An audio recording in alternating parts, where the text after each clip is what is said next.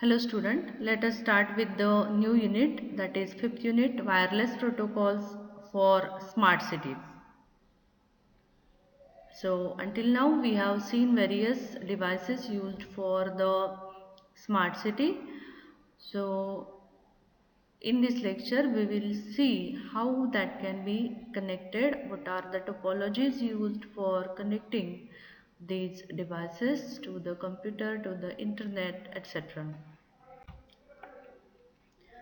The first protocol is LoWPAN, that is Low Power Wireless Personal Area Network, and LoWPAN comprise devices that conform to the IEEE 802.15.4 2003 standard by the IEEE 802.15.4. IEEE 802.15.4 devices are characterized by short range, low bit rate, low power and low cost. Many of the devices employing IEEE 802.15.4 radios will be limited in their computational power, memory and or energy availability. In this lecture, we are going to see the overview of LoWPANs and describe how they benefit from IP and in particular IPv6 networking.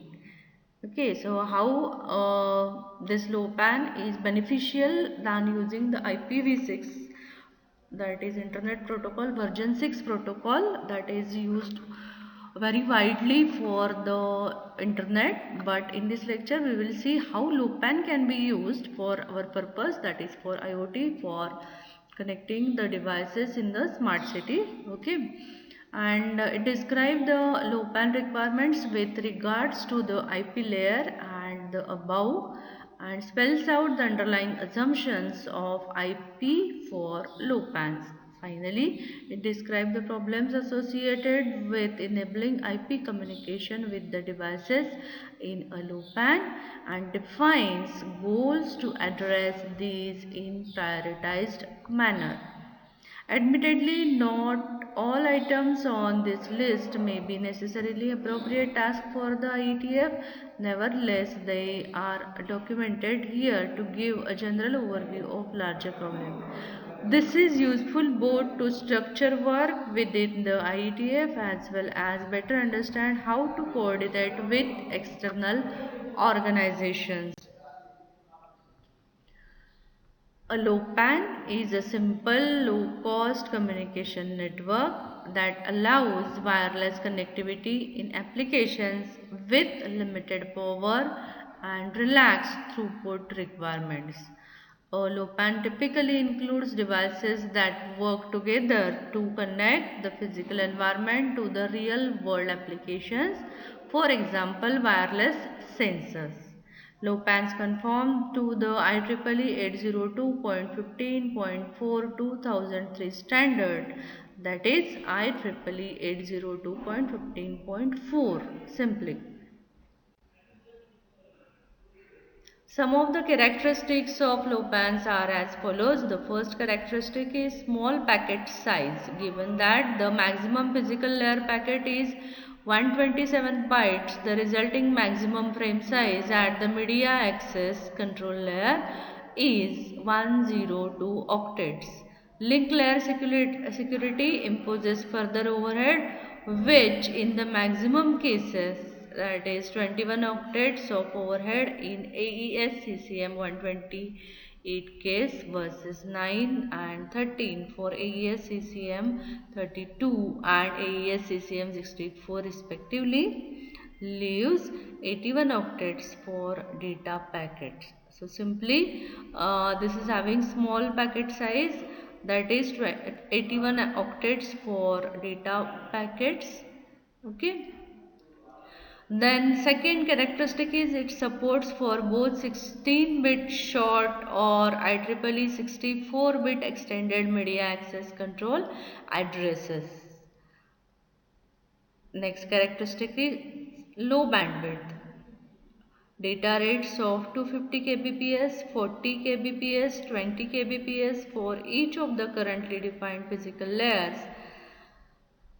that is for 2.4 gigahertz, 915 megahertz and 868 megahertz respectively for these given data rates. Okay, so for 250 kbps the bandwidth requirement is 2.4 gigahertz. For 40 kbps data rate 915 megahertz, and for 20 kbps data rate 868 megahertz bandwidth is required. So this low pan requires low bandwidth.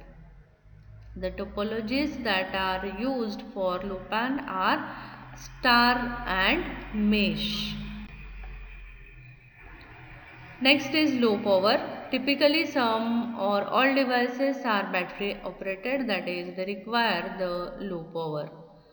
Next characteristic is low cost. These devices are typically associated with sensors, switches, etc. These drives some of the other characteristics such as low processing, low memory, etc. Numerical values for low validate on purpose since costs tend to change over time. Then large number of devices expected to be deployed during the lifetime of the technology. This number is expected to dwarf the number of deployed personal computers. Location of the devices is typically not predefined as they tend to be deployed in an ad hoc fashion. Furthermore, sometimes the location of these devices may not be easily accessible. Additionally, these devices may move to the new locations. Devices with low pans tend to be unreliable due to a variety of reasons, that is uncertain radio connectivity, battery drain, device lockups, physical tampering, etc. Then next is in many environments, devices connected to low pan may sleep for long periods of time in order to conserve energy and are unable to communicate during these sleep periods. Assumptions. Given the small packet size of low pans, this assume applications typically send small amount of data. However, the protocols themselves do not restrict bulk data transfers. Low pans are based on IEEE 802.15.4 2003. It is possible that the specification may undergo changes in future and may change some of the requirements mentioned above. Some of these assumptions are based on the limited capabilities of devices within the low pans. As devices become more powerful and consume less power, some of the requirements are mentioned above may be somewhat relaxed. While some low pan devices are expected to be extremely limited, more capable full function device, that is FFDs, will also be present in much smaller numbers. FFDs will typically have more resources and may be mains powered.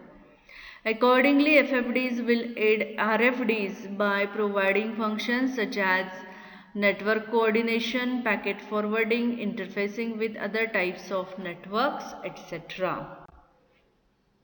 The application of IP technology is assumed to provide the following benefits.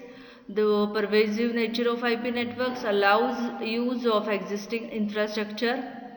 Then IP based technologies already exist, are well known and proven to be working. An admittedly non-technical but important consideration is that IP networking technology is specified in open and freely available specifications, which is favorable or at least able to be better understood by wider audience than the proprietary solutions. Tools for diagnostics, management and commissioning of IP networks already exist. IP-based devices can be connected readily to other IP-based networks without the need for intermediate entities like translation gateways or proxies. Based on the characteristics defined in the above section, the following sections elaborate the main problems with IP for low bands. First is IP connectivity. The requirement for IP connectivity within a low PAN is driven by the following.